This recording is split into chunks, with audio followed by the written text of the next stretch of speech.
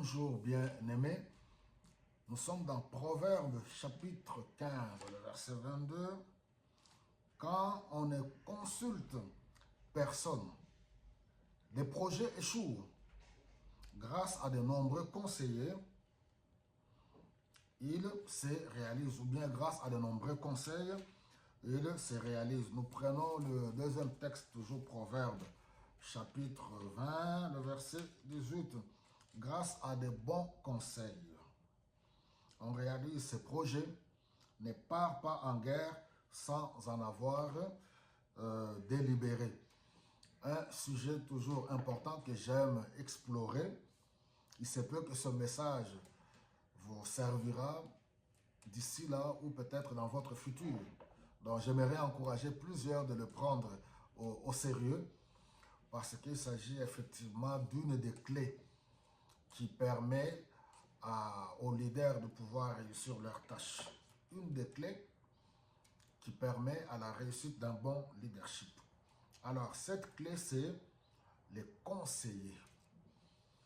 Depuis que le monde existe, les rois, les présidents, les directeurs, partout à travers le monde, même dans les relations amicales, dans la famille, dans les entreprises, on est environné de personnes, des hommes ou des femmes qui peuvent nous aider à réaliser les tâches attribuées.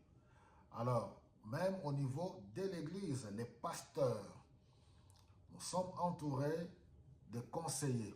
C'est-à-dire que c'est tellement important de prendre cela au sérieux parce que notre réussite en dépend.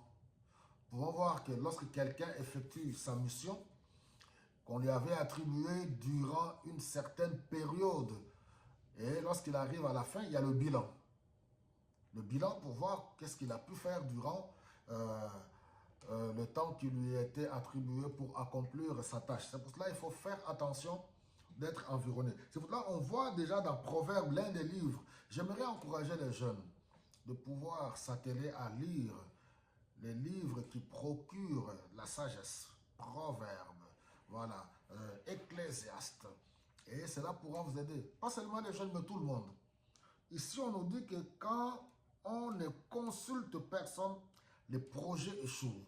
Il y a des hommes et des femmes imbus d'eux-mêmes qui ont une estime surdimensionnée, qui pensent ne pas demander le conseil de X ou Y pour effectuer certaines tâches ou prendre des décisions. Alors, par définition, nous voyons déjà que le conseiller, c'est quelqu'un qui aide à prendre une décision, quelqu'un qui aide à vous aider, quelqu'un qui aide pour pouvoir agir.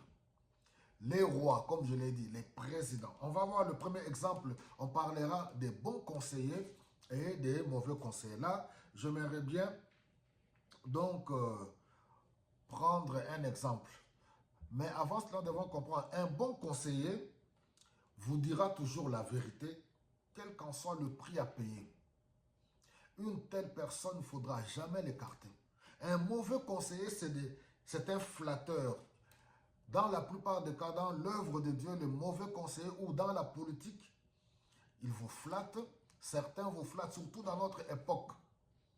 Aujourd'hui, nous voyons dans la plupart des milieux, les conseillers, c'est des conseillers de ventre qui flattent les dirigeants pour leurs propres intérêts et qui les poussent à le mal. Quand le mal arrive, ils prennent la poudre d'escampette.